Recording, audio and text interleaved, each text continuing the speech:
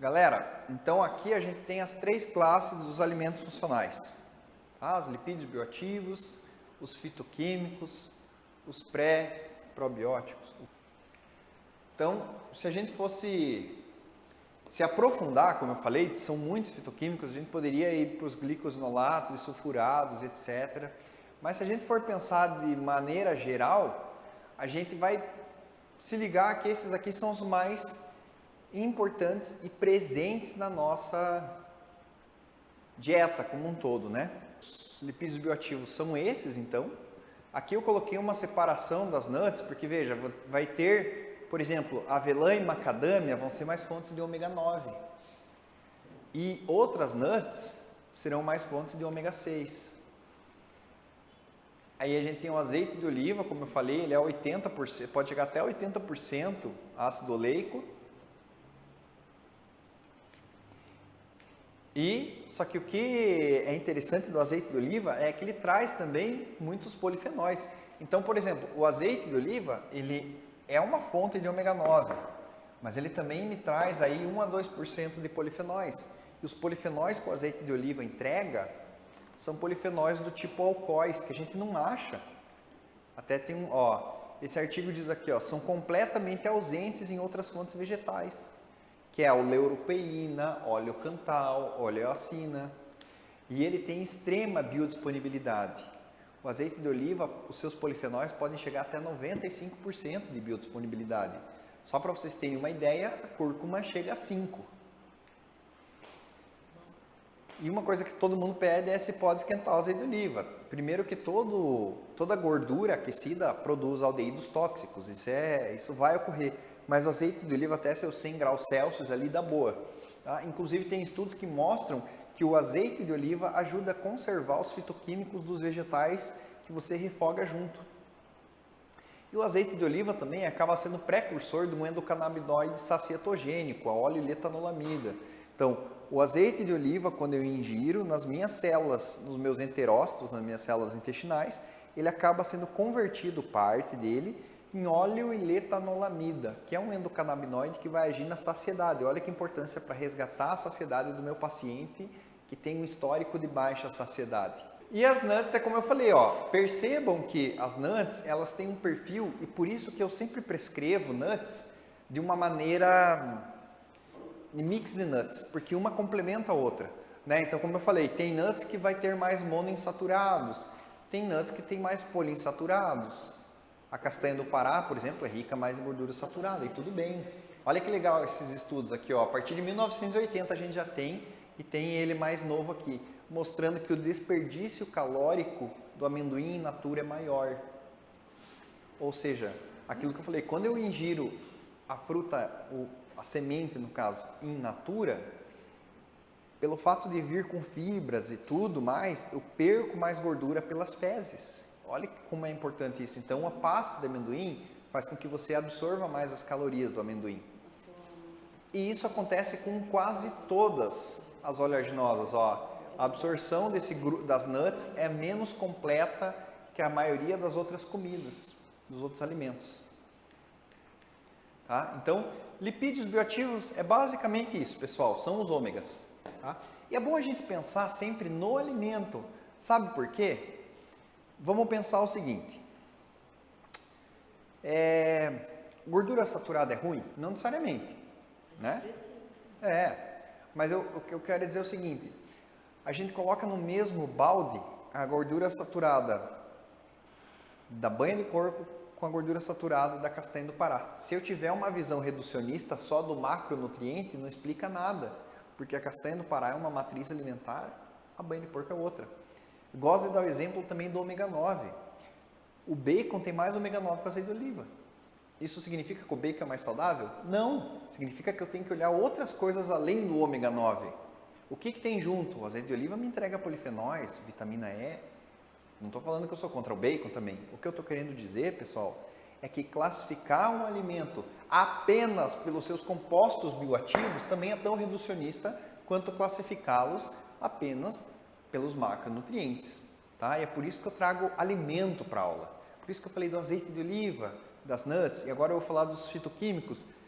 Claro, não dá tempo de falar tudo, porque, ó, veja, eu falei de epigenética, eu falei de nutrigenômica, a gente fala um monte de coisa, a gente falou de questões socioculturais para contextualizar, tá? Então, os fitoquímicos, pessoal, eles não são considerados nem nutrientes, porque eles não têm calorias, eles não são essenciais que nem as vitaminas e os minerais, mas um termo que vocês vão ver bastante nos artigos é Lifespan Essential.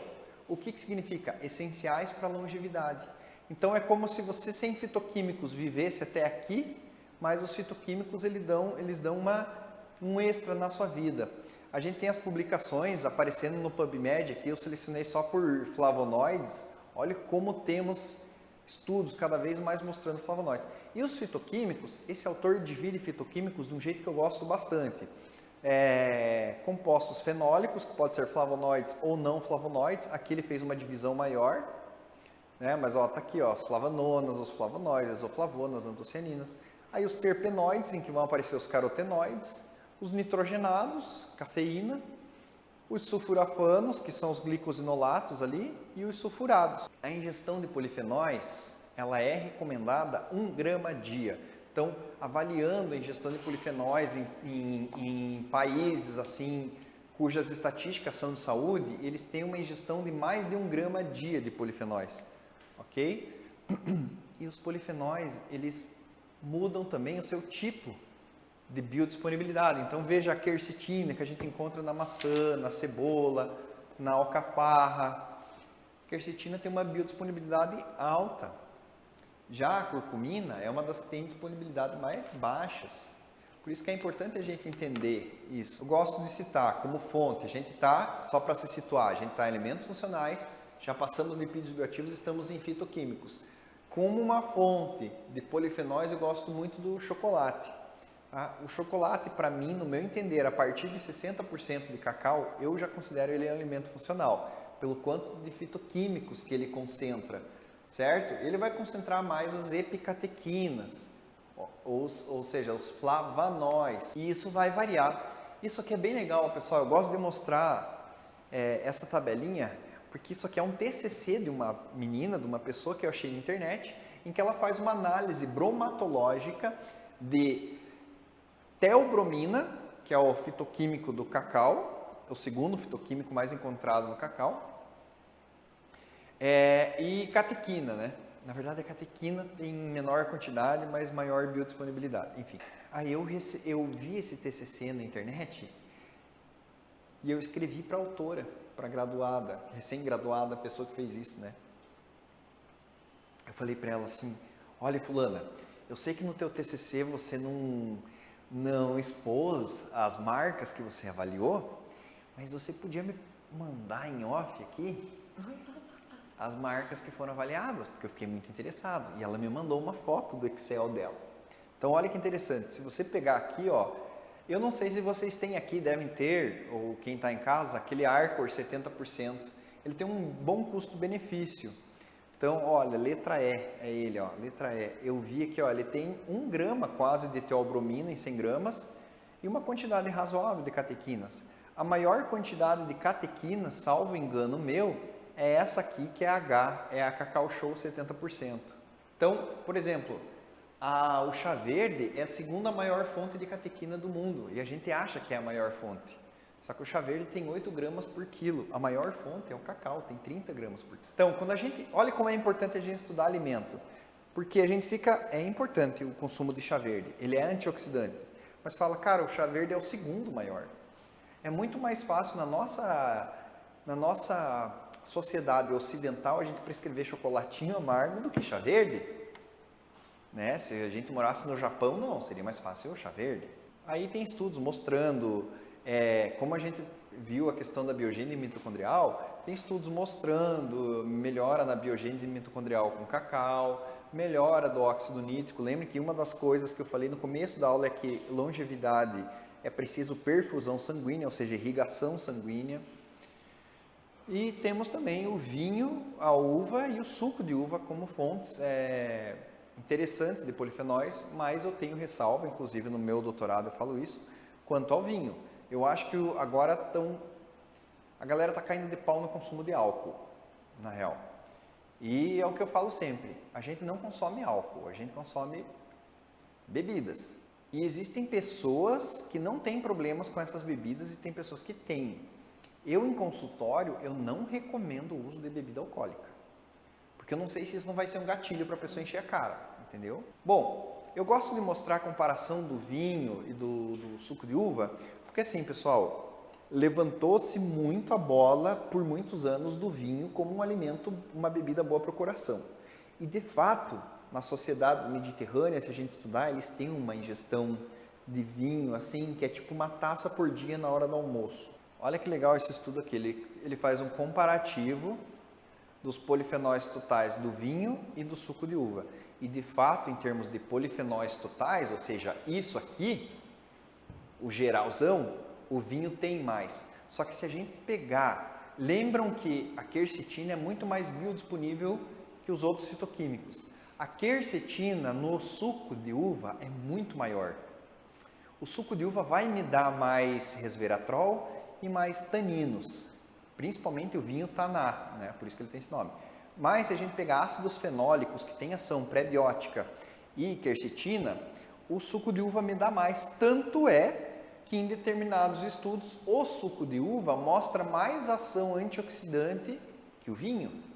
Isso significa que, segundo esses autores, o suco de uva tem um benefício significativo com menos dose de polifenóis que o vinho.